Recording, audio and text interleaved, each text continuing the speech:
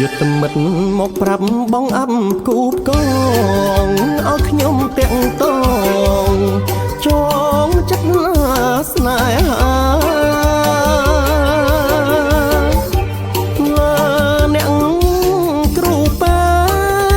នៅស្រុកក្រូចឆ្មាដែលលឺល្បីថាឈ្មោះម៉ារ៉ានី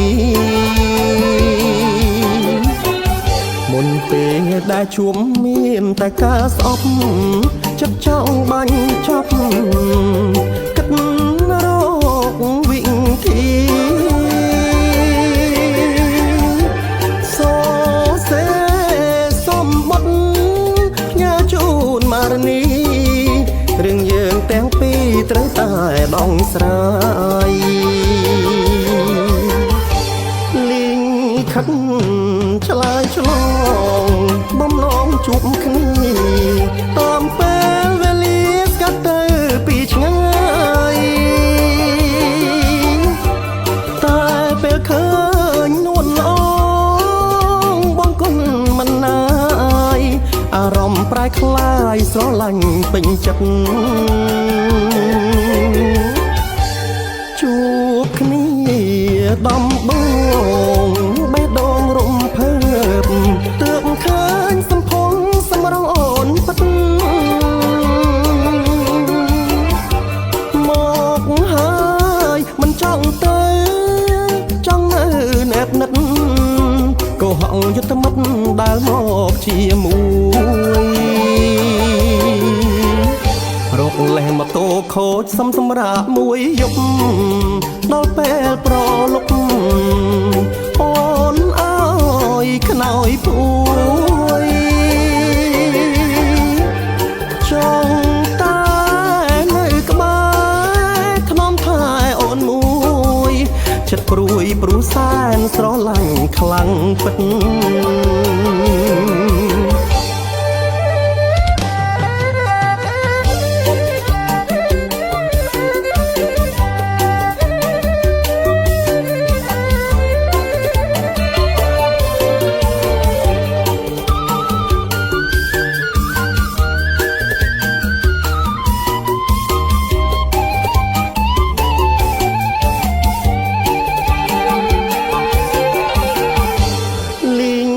ខិត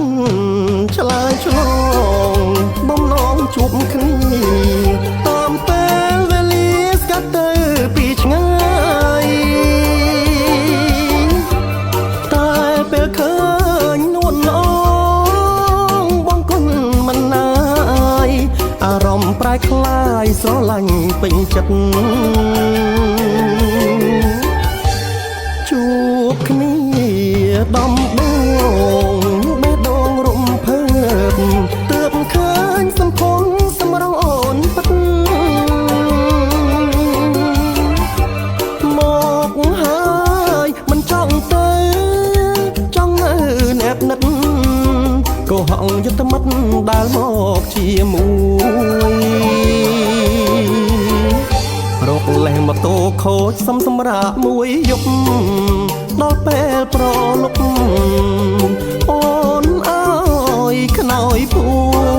យចង់តែនៅក្បែរថ្នមថែអូនមួយចិត្តព្រួយព្រួសែនស្រឡាញ់ខ្លាំងពិត